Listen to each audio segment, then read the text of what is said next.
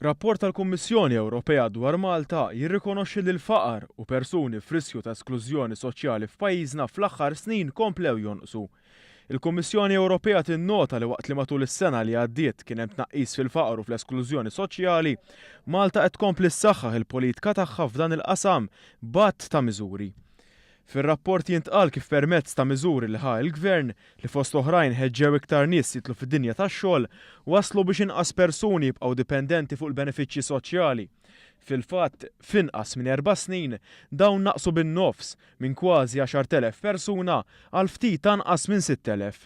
Konsegwentement, dan wassal anke għal nuqqas fin-nefqa ta' dan il-benefiċċju bil-flus iffrankati issa jintefqu band oħra.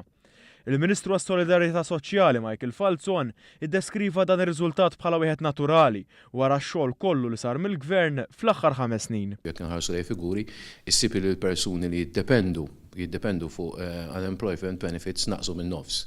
Issib ukoll li kellek persuni li llum daħlu fid-dinja tax-xogħol u baqgħu hemm. Huwa saħaq lil fatt li llum m'għadniex nitkellmu dwar mediċini out of stock u li naqsu l-listi ta' stennija fl-isptarijiet jgħinu biex dak li jkun joħroġ mill-faqar u tkompli ddur ir-rota ekonomika ta' pajjiżna. Fatturi li fi kliem il-Ministru ħallew effett kbir kienu wkoll dik ta' child care b'xejn, ta' surplus u tal-investiment dirett barrani f'pajjiżna.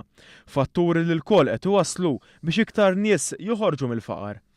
Madankollu, il-Ministru qal li r-rapport indika wkoll li f'ċertu oqsma għad fadal xi jsir. Fejn inti għandek biex ngħidlek ġenerazzjoni iktar speċifiċi, pereżempju l-pensjonanti, fejn ir-rapport jindika li rridu naħdmu iktar, m'hemm xejn ħażin li taħdem iktar, imma mbagħad pereżempju ssib li f'żewġ bażit fuq xulxin ingħatat żieda li kien ilha ma tidher għal 25 sena sħaħ. Fi kliem il-Ministru stess, ix-xogħol u l-miżuri soċjali li qed jimplementa l-Gvern għandhom waslu biex aktar persuni jinqalgħu mill-faqar.